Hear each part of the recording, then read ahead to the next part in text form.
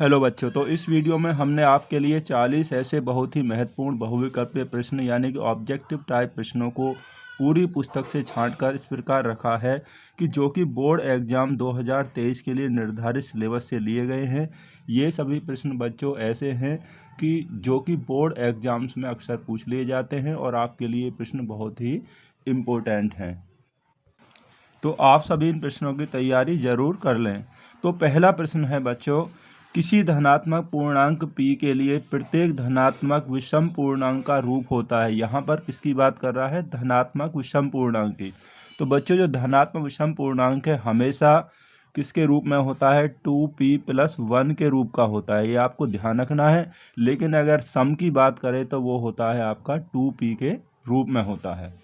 ठीक है, तो क्वेश्चन नंबर 2 है, यदि p तथा q दो धनात्मक पूर्णांक इस प्रकार हैं कि p बराबर ab² और q बराबर a³ है, जबकि a और b अभाज्य संख्याएं हैं, तो तब LCM p और q का जो LCM यानी कि लैसे होगा। देखिए लैसे में बच्चों हम क्या लेते हैं? बड़ी घातों को लेते हैं। तो यहाँ देखिए p और q के गुणनखंड है, देखिए ab², तो यहाँ और यहाँ पर a³ तो a की जो बड़ी घात है यहाँ 3 होगी और b की जो अधिक घात है यहाँ पर कितनी है? 2 है। तो a की 3 b, यही हमारा इसका LCM होगा। तो a की 3 b कितना दिया हुआ है यहाँ में, यानी a की 3 और b की 2। तो ये है हमारा इसमें ऑप्शन नंबर जो सी है हमारा यहाँ पर सही है। लेकिन यदि में से की बात करता है तो में से हमें छोटी घातें लेनी होती हैं। तो छोटी घात a की यहाँ पर a है और b पर क्या है? यहाँ केवल b है। तो a b इसका में से, यानी कि फिर ऑप्शन नंबर a हमारा यहाँ पर सही होता। तो क्वेश्चन नंबर देखिए 3 देखिए, तो क्वेश्चन नंबर 3 है बच्चों यहाँ पर, एक संख्या को जब 73 से भाग दिया जाता है तो भागफल 34 और शेषफल 23 प्राप्त होता है। संख्या ज्ञात कीजिए। तो वह संख्या इनमें से कौन सी होगी? तो देखिए बच्चों यहाँ पर आप देखिए, भाज्य बराबर होता है, जो संख्या हमें निकालनी है, भाजक गुणा भागफल प्लस शेष। ठीक है, अब भाजक किसका भाग दिया जा रहा है? यानी कि 73 से। भागफल हमारा कितना है? भागफल है कितना? 34 और शेष कितना है? शेष है 23। ठीक है, इस तरीक़ा से वो संख्या निकल आएगी जो हमें ज्ञात करनी है। तो 73 गुणा 34 ये हो जाएगा 2482 और प्लस यहाँ पर 23, शेष को यहाँ प्लस कर दीजिए, 23 यहाँ प्लस करेंगे तो ये हो जाएगा 2505। ठीक है, 2505। तो ऑप्शन इसमें कौन सा सही होगा? 2505। तो यहाँ ऑप्शन नंबर जो ए है वो हमारा यहाँ पर सही होगा। ठीक है, तो क्वेश्चन नंबर 4 देखिए, क्वेश्चन नंबर 4 है, शून्यतर परिमेय संख्या। शून्यतर माना ऐसी संख्या जो 0 ना हो और एक अपरिमेय संख्या का गुणनफल होता है। देखिए ये हमेशा क्या होगा? ये होगा आपका सदैव अपरिमेय। तो ऑप्शन नंबर जो बी है हमारा यहाँ पर वो सही होगा। लेकिन एक शून्य और अपरिमेय संख्या का गुणनफल हमेशा क्या होता है? सदैव परिमेय होता है। ठीक है, क्योंकि शून्य से किसी को गुणा करेंगे 0 आएगा और 0 कैसा होता है? 0 एक परिमेय संख्या होता है, ये भी आपको ध्यान रखना है। तो नेक्स्ट क्वेश्चन देखिए, क्वेश्चन नंबर 5 है बच्चों, पाई एक संख्या है। पाई क्या है? पाई बच्चों हमेशा आपको ध्यान रखना, पाई एक अपरिमेय संख्या होती है। लेकिन पाई का मान यदि 22/7 आ जाए तो वो होता है परिमेय। तो यहाँ ऑप्शन नंबर सी हमारा सही होगा। तो क्वेश्चन नंबर 6 देखिए, क्वेश्चन नंबर 6 है हमारा, ग्राफीय रूप से ax + by + c = 0 एक रेखा को दर्शाती है। इस समीकरण का प्रत्येक हल एक बिंदु है, वो कहाँ पर? इसको दर्शाने वाली रेखा पर, या इसको दर्शाने वाली रेखा पर नहीं होगा, या x अक्ष पर होगा या y अक्ष पर। ठीक है, किसी समीकरण का जो हल होता है उस समीकरण को दर्शाने वाली रेखा पर ही होता है, ये आप ध्यान रखना। तो यहाँ ऑप्शन नंबर जो ए है हमारा वो यहाँ पर सही होगा। ठीक है, तो क्वेश्चन नंबर 7 देखिए, दो संख्याओं का योग 19 है तथा इनका अंतर 7 है, तो संख्याएं होंगी। इस प्रश्न बहुत ही आसान है और इसको हम विकल्प की सहायता से ही हल कर सकते हैं। पहले आप देखिए कि ऐसी दो संख्याएं विकल्प में जिनका योगफल 19 है, तो 14 और 5 19 हो गया, 13 और 6 ये भी 19 हो गया, 12 5 17 तो ये विकल्प नहीं होगा, और 16 और 3 19 ये भी आपका यहाँ पर 19 ही है, तो इनमें से होगा। उनका अंतर अब 7 देखिए, 14 में से 5 गई तो 9 बचेंगे, ये नहीं है ऑप्शन हमारा। 13 में से 6 गई तो 7, ये भी सही है, और 16 में से 3 गई तो यहाँ 13 बचेगा, तो ये भी नहीं है। तो ऑप्शन नंबर कौन सा सही है? हमारा बी है, सही है, क्योंकि संख्याओं का योगफल 19 और इनका अंतर कितना आएगा? 7 आ जाएगा। ठीक है, तो नेक्स्ट क्वेश्चन और देखते हैं। तो क्वेश्चन नंबर 8 है, के किस मान के लिए समीकरण इतने और इतने समपाती रेखाएं निरूपित करते हैं। समपाती रेखाओं का मतलब होता है बच्चों जब उसके अनंत हल हों, ठीक है नी। तो उसके लिए क्या होता है कि अनंत हल हों, तो अनंत हल के लिए ये कंडीशन आती है, ठीक है नी। आदित्य हल के लिए पहले दोनों ये बराबर नहीं होते हैं, कोई हल नहीं है, तो a1/a2 बराबर b1/b2 पर बराबर नहीं होगा c1/c2। लेकिन यहाँ पर अनंत हल यानी समपाती रेखाएं, तो a1 कितना है यहाँ पर 3, a2 कितना है दूसरे समीकरण में x का गुणांक, b1 कितना है देखिए y का गुणांक -1 है, कुछ नहीं है तो, और y का गुणांक यहाँ पर है -k, और c1 कितना है देखिए यहाँ पर 8 है पहले समीकरण में, c2 दूसरे समीकरण में कितना -16, जब इधर आएगा तो ये +16, क्योंकि जैसे यहाँ लिखा है ऐसे इसको लिखना पड़ेगा।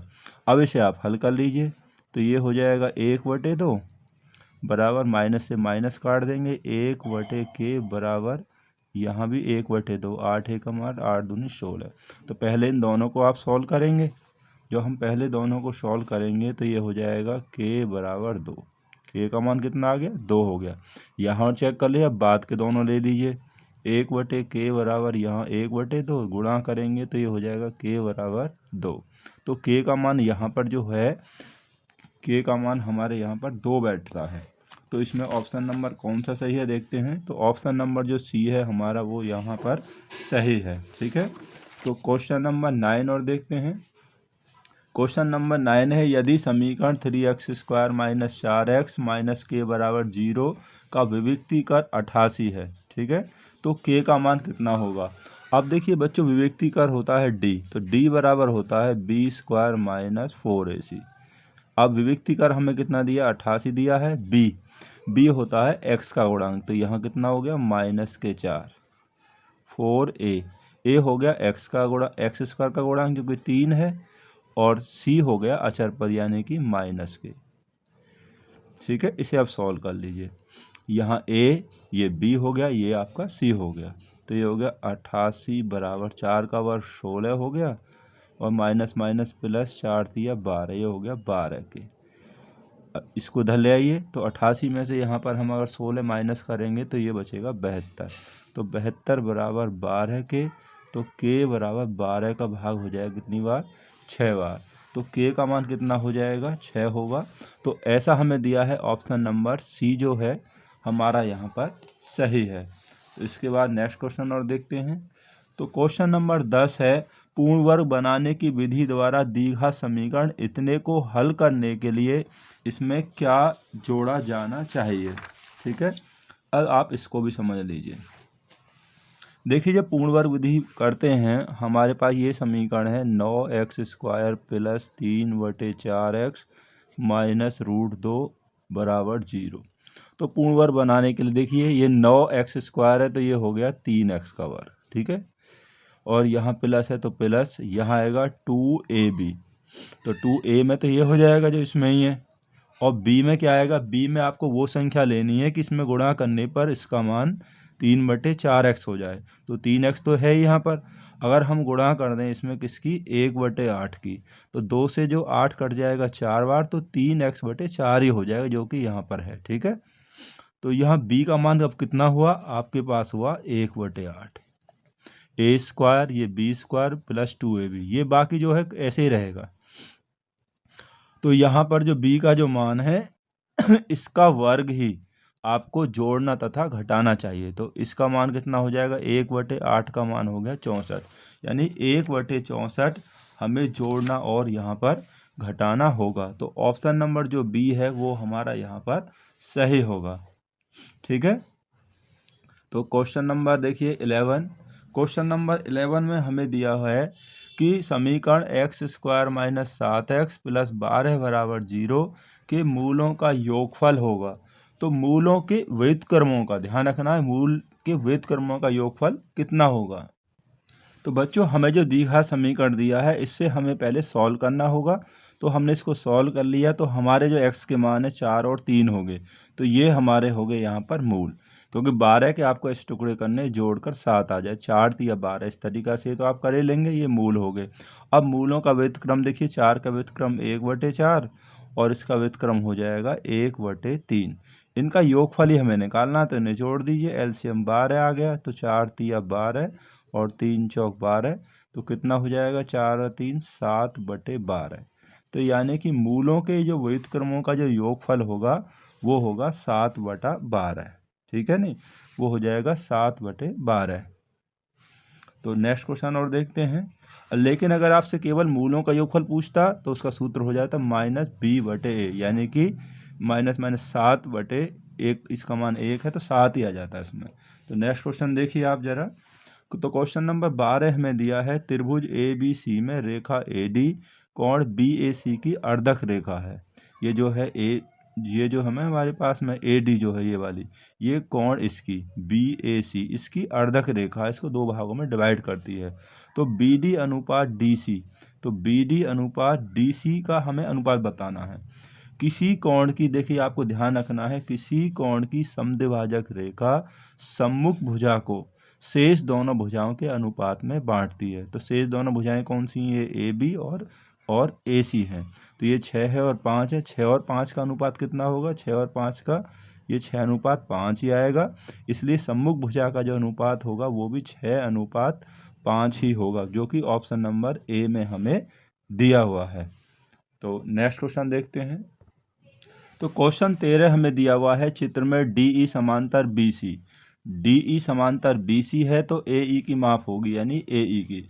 जब DE इसके समांतर है, आधार के समांतर है, तो देखिए त्रिभुज ADE जो है त्रिभुज ABC के क्या हो जाएगा बच्चों, इसके समरूप हो जाएगा। और हम जानते हैं कि दो समरूप त्रिभुजों के जो भुजाएं होती हैं वो आपस में क्या होती हैं, अनुपातिक होंगी। तो इसलिए क्या होगा, ये समरूप हो गए, तो यहाँ में यानी कि ADE की भुजा यानी AE, तो ये हो जाएगा जो AE बटे ये हो जाएगी AC, इस त्रिभुज की भुजा, तो बराबर होगी किसके, DE। पहले हम इस छोटे त्रिभुज की भुजा लेंगे बटे BC और फिर हम लेंगे बड़े की। दो त्रिभुज अगर आपस में समरूप हैं तो उनकी संगत भुजाएं भी अनुपातिक हो जाएंगी। अब इसे हम आसानी से यहाँ पर सॉल्व कर लेंगे। देखिए कैसे हो जाएगा, AE कितना है, यहाँ पर x है, तो x बटे AC यहाँ से यहाँ तक हो जाएगा x + 3, ठीक है। DE 4 है और ये 6 है, ये 4/6 हो गया, ठीक है। इसे अब आप सॉल्व कर लीजिए, यहाँ में से काट लेंगे 2 बार, ये हो गया 2 से 3 बार, क्रॉस मल्टीप्लाई कर लीजिए, 3 से करेंगे तो ये हो जाएगा 3x बराबर 2 से करेंगे 2x + 2 × 6, 3 में से 2 गए तो यानी x बराबर कितना होगा 6, x का मान 6 हो जाएगा। x जो है कितना है, ये है AE, और AE का ही मान हमें यहाँ पर निकालना है। तो ऑप्शन नंबर कौन सा सही होगा, ऑप्शन नंबर जो C है हमारा यहाँ पर सही हो जाएगा। तो क्वेश्चन नंबर 14 हमें दिया हुआ है, यदि दो समरूप त्रिभुजों की संगत भुजाएं 2:3 के अनुपात में हैं, संगत भुजाएं, तो उनके क्षेत्रफलों में अनुपात होगा। जब आपको संगत भुजाओं का अनुपात दिया है तो उसका बस वर्ग कर दीजिए, ठीक है, तो क्षेत्रफलों का अनुपात आ जाएगा। 2 का वर्ग कितना होगा 4 और 3 का वर्ग होगा 9, यानी कि 4:9। तो 4:9 यानी कि ऑप्शन नंबर जो C है हमारा यहाँ पर ऑप्शन नंबर C सही है। तो क्वेश्चन नंबर 15 है बच्चों, त्रिभुज ABC तथा DEF दो समरूप त्रिभुज हैं और कोण A 57 अंश है, कोण E 75 अंश, तो कोण C की माप होगी। तो इसमें से कोण C की माप क्या होगी, देखिए हमें देखिए ये दिया है बच्चों की ABC जो है DEF के समरूप है, ठीक है। तो दो समरूप त्रिभुजों के जो संगत कोण है वो बराबर होते हैं, जितना कोण A है तो A तो उतना ही आपका कोण डी भी होगा, क्योंकि ये इसके संगत कोण है। और यहाँ पर हमें ई दिया है, ई 75 है, तो ई के यहाँ पर संगत होगा ये वाला, तो ये भी आपका 75 ही होगा। हमें सी निकालना है। तो त्रिभुज के तीनों कोणों का मान 180 अंश होता है, तो यानी ए 57 अंश, बी 75 अंश और सी हो गया एक्स बराबर 180 अंश। ये दोनों जुड़कर हो जाएंगे 132 प्लस एक्स बराबर 180 अंश। तो एक्स बराबर 180 में से 132 अगर हम घटा देंगे तो ये हो जाएगा 48 अंश। तो यहाँ पर जो ऑप्शन नंबर देखते हैं कौन सा सही है, 48 अंश। तो ऑप्शन नंबर जो सी है बच्चों यहाँ पर वो सही है। बस आपको ध्यान रखना है कि दो समरूप त्रिभुजों के संगत कोण बराबर होते हैं और संगत भुजाएं हैं वो अनुपातिक होती हैं। तो क्वेश्चन 16 है बच्चों, उस त्रिभुज के केंद्रक के निर्देशांक ज्ञात कीजिए जिसके शीर्ष यहाँ हमें दिए हुए हैं। तो आपको ध्यान रखना है त्रिभुज के केंद्रक के लिए देखिए क्या सूत्र होता है। x के लिए होता है x1 plus x2 plus x3 बटे 3 और y के लिए y1 plus y2 plus y3 बटे 3 होता है। पहले बिंदु x1 y1, x2 y2 और ये होंगे x3 और y3। तो यहाँ हम निकाल लेते हैं x1 कितना है 7 प्लस x2 5 प्लस x3 -3 बटे 3। इसको निकालें 7 5 12, 12 में से यहाँ 3 गए तो 9, 9 बटे 3। तो ये कितना हो जाएगा, यहाँ हो जाएगा पहला 3। अब y के लिए निकालें y1, तो y1 कितना है 5, y2 कितना है देखिए दूसरे में 7 और y3 कितना है 3 है बटे 3। तो 7 5 12, 12 और 3 15, 15 बटे 3। तो ये हो जाएगा कितना 5। तो आ जाएंगे 3,5। तो त्रिभुज के जो केंद्रक के निर्देशांक होंगे 3,5। तो ऑप्शन नंबर जो हमारा बी है वो यहाँ पर सही है। बस आप ये सूत्र ध्यान रखना है केंद्रक के लिए, ठीक है। प्रश्न नंबर 17 है, दिए गए चित्र में बिंदु P के निर्देशांक होंगे। तो बिंदु P जो है हमें यहाँ दिया हुआ है, तो ये कौन सा प्रथम, द्वितीय, तृतीय और चतुर्थीय, चौथा चतुर्थांश है। हमेशा x पहले लिखा जाता है जो कि x अक्ष पर होता है, y होता है बाद में। तो x देखिए यहाँ से यहाँ तक 2 हो गया, ठीक है। ये प्लस का है, इधर प्लस के होंगे इधर माइनस के। तो 2 कॉमा, अब y यहाँ नीचे है तो नीचे आ जाइए कितना है 1 2 3। तो ये हो जाएंगे आपके बिंदु 2 कॉमा -3, क्योंकि ये माइनस का है। तो 2 कॉमा -3 हमें किस में दिया है, ऑप्शन नंबर ए में हमारा यहाँ पर सही है, ठीक है। तो क्वेश्चन नंबर आगे देखते हैं। क्वेश्चन नंबर 18 है बच्चों कि यदि बिंदुओं Q तथा R को मिलाने वाले रेखाखंड का मध्य बिंदु P जो है a/3,4 है तो a का मान होगा। तो यहाँ पर a का मान कौन सा होगा, देखिए मध्य बिंदु के लिए आपको ध्यान रखना है। मध्य बिंदु के लिए x बराबर होता है x1 प्लस x2 बटे 2 और y होता है y1 प्लस y2 बटे 2। यहाँ पर हमें जो a का मान निकालना है वो x में है और y हमें 4 दिया हुआ है। तो x वाला हम कर लेते हैं x बराबर, x कितना है a/3। अब x1 प्लस y1, तो पहला बिंदु x1 -6 और x2 कितना है -2 बटे 2। x1 y1 x2 और y2, ठीक है। x के लिए हम x1 और x2 ही लेंगे।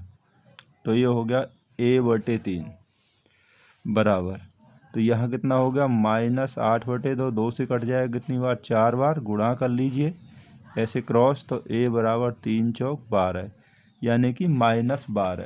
तो -12 इसमें ऑप्शन देखिए हम देखते हैं यहाँ बी में दिया हुआ है, तो ऑप्शन नंबर बी हमारा यहाँ पर सही है, ठीक है। ऑप्शन बी हमारा यहाँ पर सही है।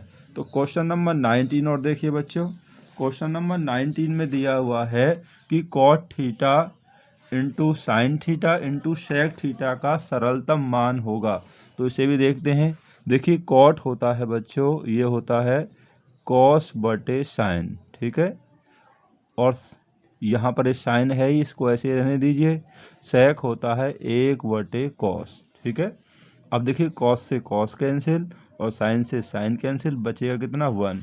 तो इसका जो सरलतम मान है वो 1 हो जाएगा, यानी कि ऑप्शन नंबर जो डी है हमारा वो यहाँ पर सही है। ऑप्शन नंबर डी हमारा यहाँ पर सही है। तो क्वेश्चन नंबर जो 20 है बच्चों, इस 20 का आंसर आप मुझे सॉल्व करके बताएंगे, कमेंट करके बताएंगे ऑप्शन नंबर बी में कौन सा ऑप्शन सही होगा। क्वेश्चन है यदि 2 cos 3 थीटा बराबर 1 तो थीटा का मान होगा 10 अंश, 15 अंश, 20 अंश या 30 अंश। ठीक है।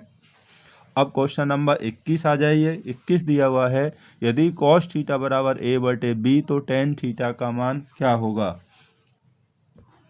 पहले आप बच्चों इस तरीक़ा से टेबल बना लेंगे। देखिए cos होता है आधार बटे कर्ण, तो आधार 1 और कर्ण हो गया b, तो ये a और यहाँ हो गया b।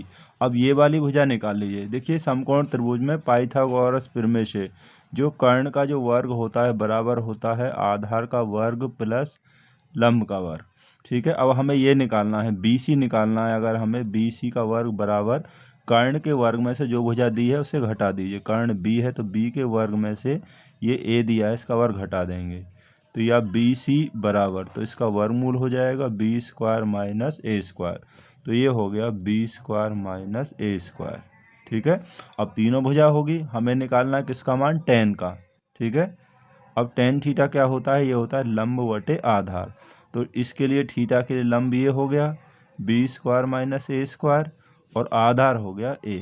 तो यही हमारा जो यहाँ पर है ऑप्शन सही होगा। ठीक है। तो ऑप्शन कौन सा सही है यहाँ पे, ऑप्शन नंबर यहाँ पर जो डी है, ऑप्शन नंबर डी यहाँ पर सही है। तो नेक्स्ट क्वेश्चन देखते हैं।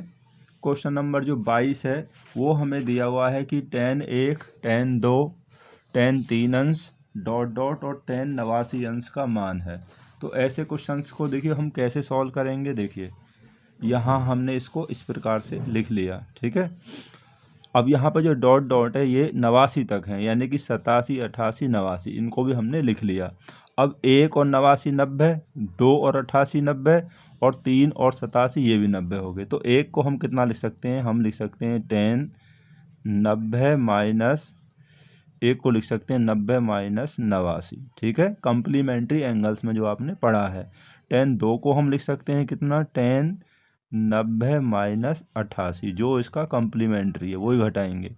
और 3 को हम लिख सकते हैं बच्चों tan 90 माइनस 87 डॉट डॉट। ये हमारे तीनों एंगल हैं, ये यहीं पर आ जाएंगे। tan को हम लिख देंगे 1/cot यानी कि 87, और ये भी हो जाएगा 1/cot 88, और ये जो हो जाएगा 1/cot यहाँ हो जाएगा 89। ठीक है। अब देखिए tan 90 माइनस थीटा क्या होता है, ये होता है cot थीटा, तो cot 89, ये हो जाएगा cot 88 और ये हो जाएगा हमारा cot 87 डॉट डॉट। ये यहाँ पर आए हुए ही हैं कि cot 87 और cot 88 और 1/cot कितना हो गया 89। ठीक है। इससे ये कैंसिल हो जाएगा 88 से 88 वाला, और इससे ये कैंसिल हो जाएगा, बचेगा कितना 1 आएगा। तो इसका जो ऑप्शन होगा वो हमारा 1 सही होगा, जो कि ऑप्शन नंबर बी हमें है दिया हुआ है। ठीक है। तो नेक्स्ट क्वेश्चन देखिए। किसी पेड़ की छाया उसकी ऊंचाई से √3 गुनी है तो सूर्य का उन्नयन कोण होगा। तो यहाँ पर हमें पूछा है सूर्य का उन्नयन कोण कितना होगा। देखिए मैं आपको यही समझा देता हूँ। ये हो गया हमारा। ठीक है।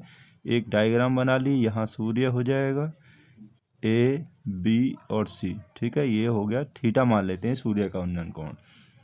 तो ऊंचाई ये हमारा जो पेड़ है ये हो गया पेड़, इसकी छाया से अगर हम h मान लेंगे तो ये इसकी छाया नीचे बनेगी, तो √3 गुनी है तो हो जाएगी √3h। ठीक है। तो समकोण त्रिभुज ABC में तो आप लिख देंगे कि tan थीटा बराबर लंब बटे आधार, तो लंब हमारा h है, आधार कितना है बच्चों √3h, इससे कट जाएगा, h से h हो गया, तो यहाँ बचेगा कि tan थीटा बराबर 1/√3, तो 1/√3। अब 1/ जो √3 होता है वो कितने का मान होता है, वो होता है tan 30 का, तो यानी कि थीटा का मान जो हो जाएगा यहाँ पर वो हो जाएगा 30 अंश। तो ऑप्शन नंबर जो ए है हमारा सही है। ऐसा कोई भी क्वेश्चन आता है आपको ऐसे ही कर देना है।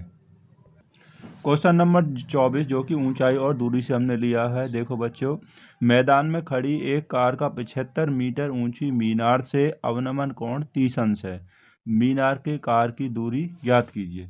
तो यहाँ पर हमें दूरी ज्ञात करनी है। देखिए इस तरीक़ा से हमें क्वेश्चन दिया, ये मीनार हो गई और ये यहाँ पर कार खड़ी हुई है। तो अवनमन कोण देखिए ऊपर से नीचे बनेगा, ये 30 अंश है।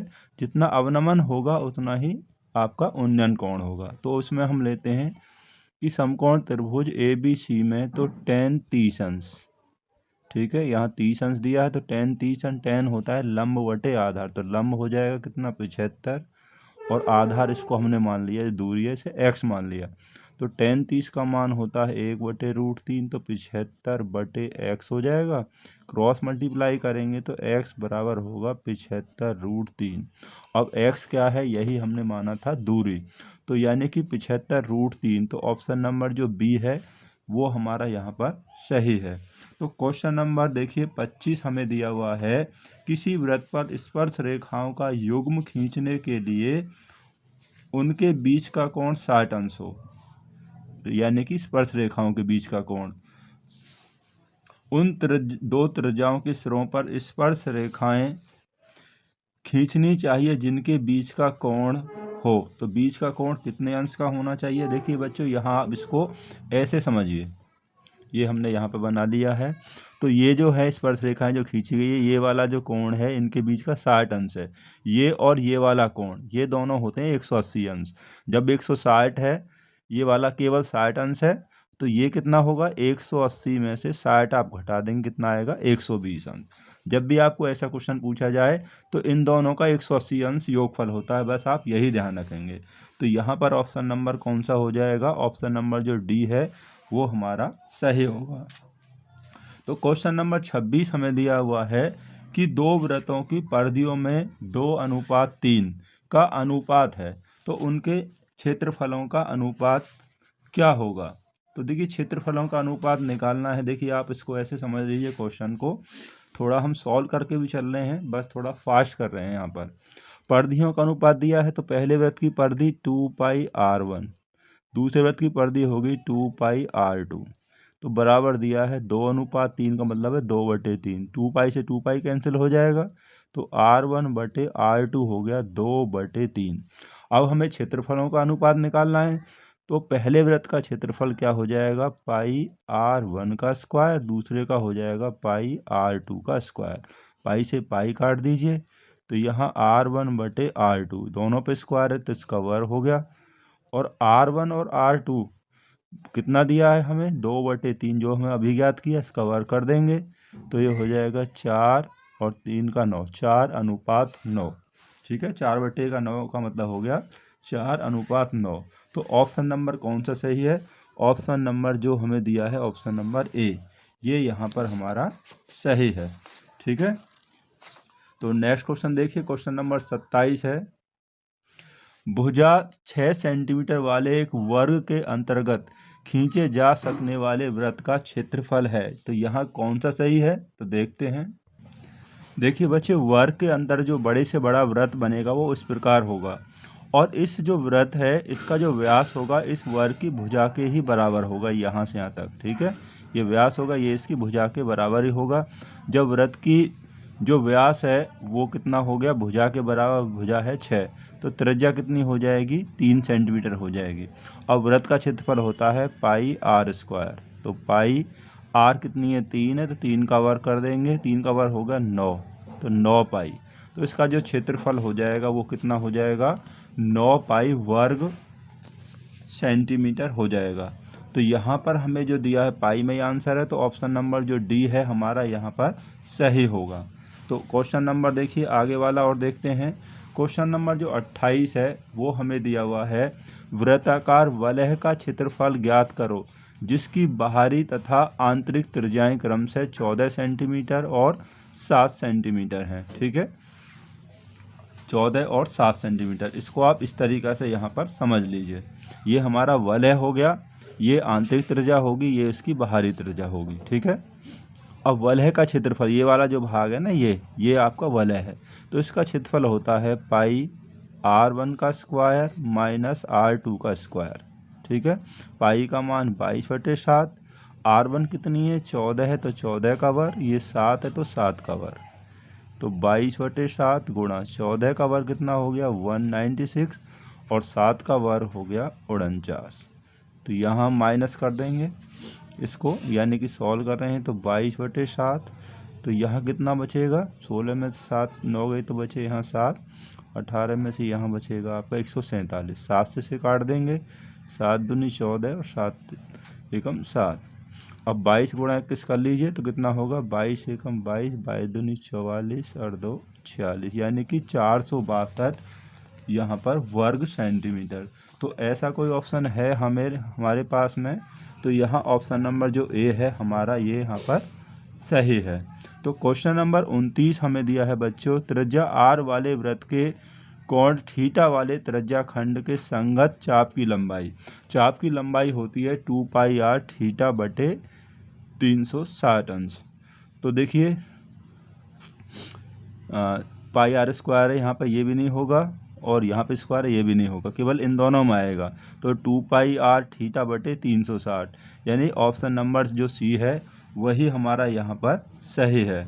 तो क्वेश्चन नंबर 30 और देखिए, एक ठोस को एक आकृति से दूसरी आकृति में रूपांतरित करने पर नई आकृति का आयतन, जब एक वस्तु से कोई दूसरी वस्तु बनाई जाती है तो उनके जो आयतन होते हैं क्या होता है, बढ़ेगा, घटेगा, पहले के समान रहेगा या 2 गुना हो जाएगा। आयतन उतना ही रहता है जितना कि पहले था वो। तो इसमें ऑप्शन नंबर सी हमारा सही होगा।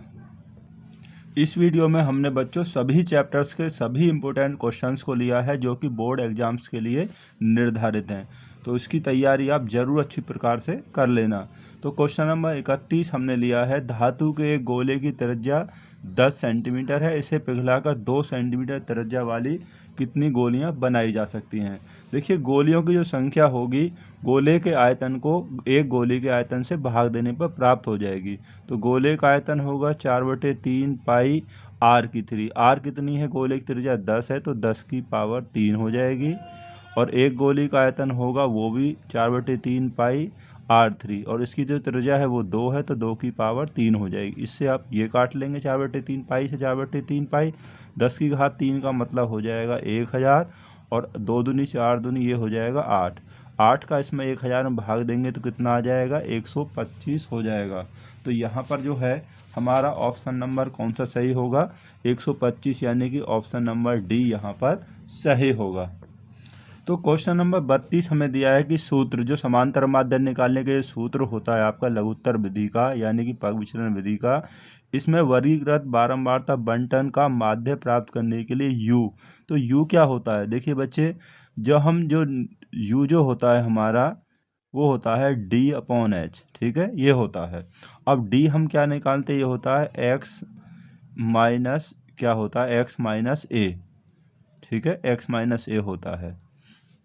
x होता है मध्यमान, ठीक है नहीं, और a होता है आपका कल्पित माध्य बटे h। तो यही होता है। तो ऐसा इसमें किसमें दिया हुआ है, तो यहाँ हमें दिया हुआ है ऑप्शन नंबर सी में x i माइनस a बटे h। तो यही हमारा ऑप्शन नंबर जो सी है यहाँ पर सही होगा, ठीक है नहीं। ये आपका पग विचलन विधि वाला सूत्र यहाँ पर दिया हुआ है। तो क्वेश्चन नंबर जो 33 है बच्चों, वो यहाँ पर दिया है कि प्रथम 10 अभाज्य पूर्णांकों की माध्यिका होगी। तो प्रथम 10 जो अभाज्य संख्याएं होती हैं, जो किसी से नहीं कटती हैं, केवल अपने आप से कटती हैं, वो होती हैं अभाज्य संख्याएं। तो वो अभाज्य संख्याओं की हमें माध्यिका निकालनी है। देखिए हमने यहाँ पर ये संख्याएं लिख ली, ठीक है, ये आरोही या अवरोही क्रम में आप रख लीजिए। आपको माध्यिका निकालनी है, 10 संख्याएं हैं तो 4 इधर छोड़ दीजिए और 4 आप इधर छोड़ दीजिए। ये 2 संख्याएं बची बीच में, इन दोनों संख्याओं को आप जोड़ दीजिए, जोड़कर आधा कर दीजिए, वही माध्यिका हो जाएगी, यानी कि 24/2, यानी कि 24/2 बराबर 12। तो यानी कि जो माध्यिका होगी वो यहाँ पर 12 हो जाएगी। संख्याओं को आरोही अवरोही क्रम में रखिए, आधी इधर और आधी उधर दोनों तो छोड़ दीजिए, बीच में जो भी संख्याएं आएंगी 2 आती हैं जोड़कर आधा कर दीजिए, 1 आती है तो वही माध्यिका हो जाएगी। तो ऑप्शन नंबर जो हमारा बी है यहाँ पर सही है। क्वेश्चन नंबर 34 बहुत अच्छा प्रश्न है बच्चों, ये भी एग्जाम्स में अक्सर पूछा जाता है, बहुत ही आसान है। बहुलक वर्ग आपको ज्ञात करना है। देखिए कैसे निकालेंगे, जिस वर्ग की बारंबारता सबसे अधिक है, सबसे अधिक किसकी है, यहाँ पर 17 है, जो कि 12 से 16 की है, तो यही आपका क्या होगा, बहुलक वर्ग हो जाएगा। तो ऑप्शन नंबर जो सी है यहाँ पर सही है। कितना आसान है। तो क्वेश्चन नंबर 35 देखिए, ये भी मुश्किल से आपका 10 सेकंड का क्वेश्चन भी नहीं है। 10 संख्याओं का समांतर माध्य 15 है, योगफल ज्ञात करना है। तो 15 को 10 से ही गुणा कर दीजिए, 15 गुणा 10 150। तो ऑप्शन नंबर जो है बी हमारा सही हो जाएगा। बहुत ही आसान है ये भी, ठीक है। तो क्वेश्चन नंबर देखिए 36 कि बिंदु -3,4 की एक्स अक्ष से दूरी, एक्स अक्ष से दूरी पूछता है तो आप वाई निर्देशांक लिख दीजिए 4 होगा, और वाई से पूछता है तो आप कितना लिखेंगे, एक्स वाला लिखेंगे, उल्टा लिखना है। तो एक्स से पूछी है तो हमें यहाँ होगा 4 मात्रक। तो ऑप्शन नंबर जो है हमारा सी यहाँ पर सही है। दूरी आपको ध्यान रखना है, हमेशा धनात्मक ही लेनी है आपको। क्वेश्चन नंबर 37 देखिए कि वर्ग 25 से 35 का वर्ग चिन्ह ज्ञात कीजिए। तो इसका वर्ग चिन्ह कितना होगा, 10 होगा, 30 होगा, 60 होगा, या इनमें से कोई नहीं। तो इस क्वेश्चन का आंसर आप ही मुझे कमेंट करके बताएंगे, क्योंकि बहुत ही आसान क्वेश्चन है। तो नेक्स्ट क्वेश्चन और देखते हैं। तो क्वेश्चन नंबर 38 है बच्चों, निम्नलिखित बारंबारता बंटन सारणी से माध्य का वर्ग की बारंबारता होगी। माध्य का वर्ग भी आपसे पूछ सकता है, ये क्वेश्चन भी अक्सर पूछा जाता है। माध्य का वर्ग पूछ सकता है, लेकिन यहाँ पर माध्य का वर्ग की बारंबारता, या आपसे माध्य का वर्ग का वो भी पूछ सकता है क्या, मध्यमान। क्वेश्चन यहाँ बदल दिया है। तो वर्ग अंतराल यहाँ दिया है, ये इसकी बारंबारता है। तो जो हम माध्यिका के लिए पहले क्या करना होता है, हमें एक संचय बारंबारता सारणी बनानी होगी। ऐसे जोड़ लेते 5 का 5, 5 और 15 20 और 30 50, 8 58 और 2 60। तो इसका योगफल 60 ही हो जाए जितना कि ये होता है। तो यहाँ हमें निकालना पड़ेगा n/2। ये 60 है तो n/2 आधा कितना होगा, 30। अब 30 हमें देखना है, यहाँ पर देखिए 30 किस में आएगा, यहाँ 20 तक आएंगे, 20 से बड़े इसमें आ जाएंगे, यानी कि 50 वाले इसमें, ठीक है। ये हो गया हमारा माध्य का वर्ग, कौन सा, 20 से 30, ठीक है। केवल माध्य का वर्ग पूछता तो हम लिख देते 20 से 30। तो लेकिन बारंबारता, माध्य का वर्ग की बारंबारता कितनी है, यहाँ पर माध्य का वर्ग की बारंबारता है यहाँ पर 30। तो ऑप्शन नंबर जो हमारा यहाँ पर सी वाला, ये ऑप्शन नंबर सी सही है। तो अगला क्वेश्चन और देखते हैं। तो क्वेश्चन नंबर जो 39 है, हमें दिया हुआ है कि बिंदुओं 3,6 और 12,-3 को मिलाने वाले रेखाखंड को एक्स अक्ष जिस अनुपात में विभाजित करता है वह अनुपात है। आपसे एक्स पूछ सकता है या वाई, कुछ भी यहाँ पर पूछ सकता है, ठीक है। तो दोनों का करने का एक ही तरीका है बच्चों। देखिए, एक्स अक्ष पर किसी बिंदु के निर्देशांक होते हैं a,0, वाई पर होते हैं आपके 0,b, ये ध्यान रखना है, ठीक है। तो हमने अनुपात m1 m2 मान लिया। एक्स अक्ष के लिए ये सूत्र होता है, वाई के लिए आपका ये सूत्र होता है, ठीक है। जो हमारा 0 दिया हुआ है आपको वही लेना है, जो आपको 0 दिया है आपको केवल वही लेना है। तो यहाँ पर ये x है, ये y है, तो 0, y 0 है, y के लिए ले रहे हैं m1 हमें निकालना है। m1 x2 कितना है, -3 प्लस m2 निकालना है, और x1 कितना है, यहाँ पर देखिए ये y2, ये y2 और ये y1 कितना है, यहाँ पर 6 है, बटे m1 प्लस m2। अब इसे आप सॉल्व कर लीजिए, क्रॉस मल्टीप्लाई करेंगे, ठीक है। इसकी इसमें गुणा कर दी तो ये हो जाएगा -3m1, और यहाँ हो गया प्लस 6m2 बराबर, इसकी गुणा करेंगे तो 0 हो जाएगा, -3m1 ये इधर आएगा, -6m2 हो जाएगा, माइनस से माइनस कट जाएगा। तो m1 बटे m2 हो जाएगा 6/3 इधर आएगा, 3 दूनी 6, 2/1। तो 2/1 का मतलब है 2:1। तो इसका जो अनुपात हो जाएगा वो कितना हो जाएगा, 2:1। तो ऑप्शन नंबर ए हमारा सही है, ठीक है नहीं। ऐसे ही आपको वाई वाला भी निकालना है अगर आता है। क्वेश्चन नंबर 40 जो इसका आखिरी क्वेश्चन है बच्चों, निम्नलिखित में कौन सा सह अभाज्य संख्याओं का युग्म है। सह अभाज्य संख्याएं वो संख्याएं होती हैं बच्चों जिनका केवल जो उभयनिष्ठ गुणनखंड है केवल एक आता है, यानी वो संख्याएं किसी भी अन्य संख्या से आपस में विभाजित नहीं होती हैं। तो देखिए 14 और 35 ये 7 से हो जाएगा, तो ये तो सहभाज्य संख्या नहीं है। 31 और 93 ये दोनों 31 से हो रही हैं तो ये भी सहभाज्य संख्या नहीं है। 13 39 ये दोनों 13 से हो जाएंगी तो ये भी नहीं है। तो हमारा ऑप्शन ये बचा, तो यही हमारा ऑप्शन सही होगा। देख लीजिए 10 और 31 में ये केवल 1 से विभाजित होंगी, यानी इनका जो में से है वो केवल 1 आएगा। ठीक है, तो ऑप्शन नंबर डी हमारा सही है। तो बच्चों इस वीडियो में हमने इन 40 बहुविकल्पीय प्रश्नों को रखा। सभी क्वेश्चन बहुत ही इंपॉर्टेंट हैं, आप इनकी तैयारी ज़रूर कर लेना। ये क्वेश्चन हमने पूरी बुक से लिए हैं आपके लिए। तो बोर्ड 2023 के लिए आपकी तैयारी बिल्कुल एकदम बेस्ट होनी चाहिए। तो आपसे मिलते हैं जल्दी ही एक अगली ही ऐसी वीडियो के साथ में। इस वीडियो को देखने के लिए बहुत बहुत धन्यवाद। Thank you.